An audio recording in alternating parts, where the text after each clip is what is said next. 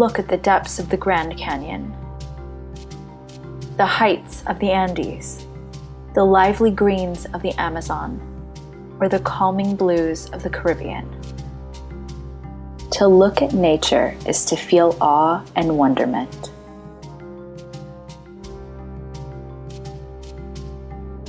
To live in nature means understanding that nature is our greatest and most sacred giver, our mother.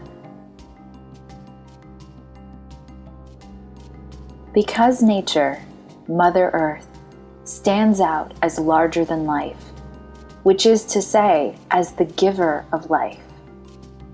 Our ancestors have always considered nature not only as a force to be respected, but also as a divine figure deserving of honor and the greatest tributes.